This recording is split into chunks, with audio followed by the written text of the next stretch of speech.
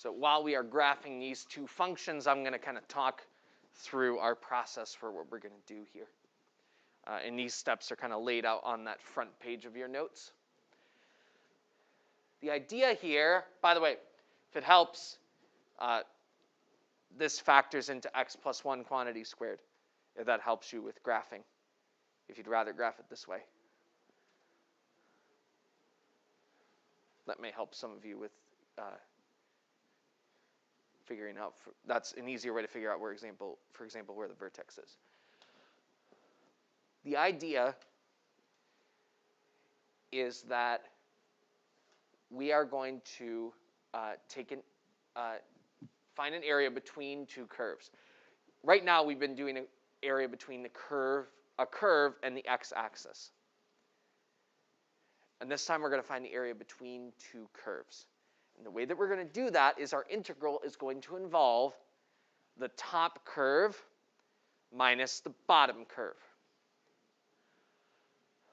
Or in some cases, it's going to be the right curve minus the left curve, depending on how we're drawing it and how the function's written out.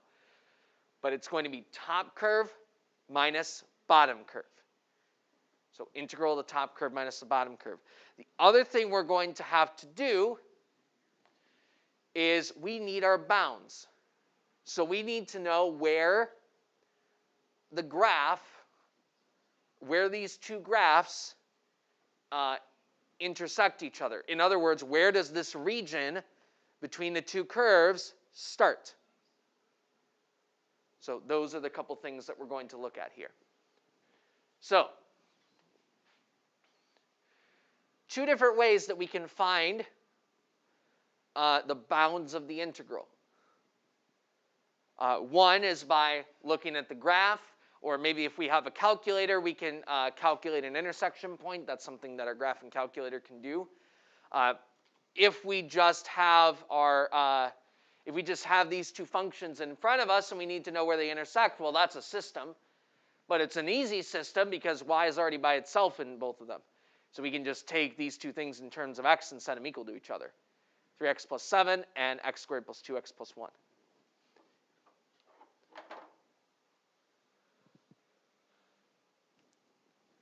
So we have 3x plus 7. And we have x squared plus 2x plus 1. And we need to find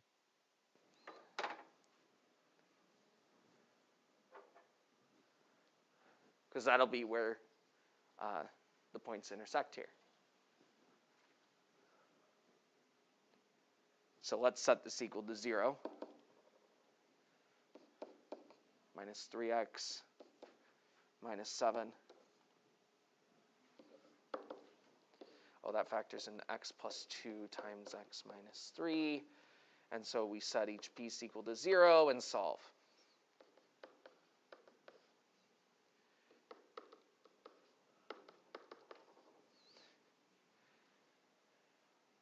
Hey, we get negative 2 and positive 3. And so when we write our integral is going to be from negative 2 to positive 3.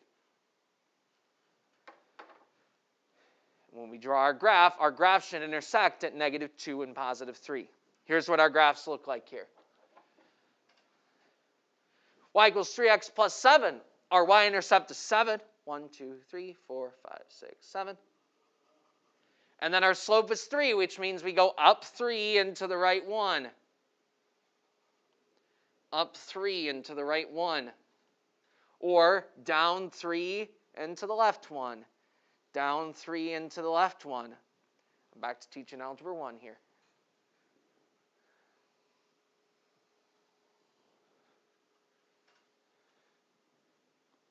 There's our line. X plus 1 squared means this is the graph of x squared, just shifted 1 to the left.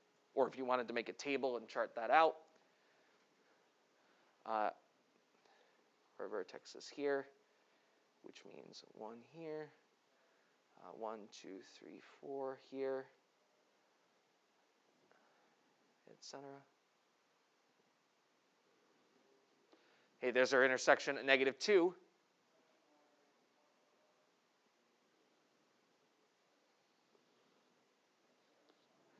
And then here's our intersection of positive 3. So our region that we are looking at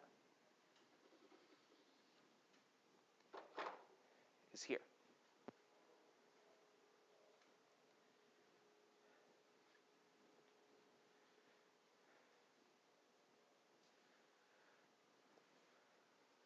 So now we are going to take the integral of top curve minus bottom curve. And now that we have this drawn out in front of us, it should be pretty easy to see which one's top curve and which one's bottom curve. The top curve is my line. So that was 3x plus 7.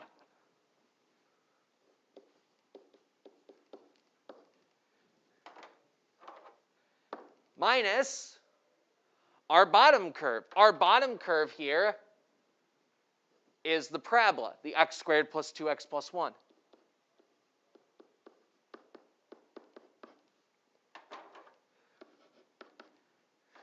Dx. And then we're going to solve that integral. I just want to make sure that we're distributing the negative correctly, so I'm going to do one more step here.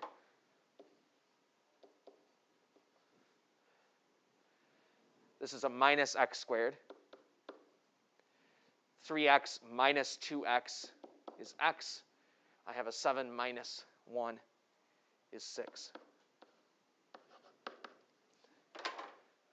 So then we do our integral, which I will leave you to do.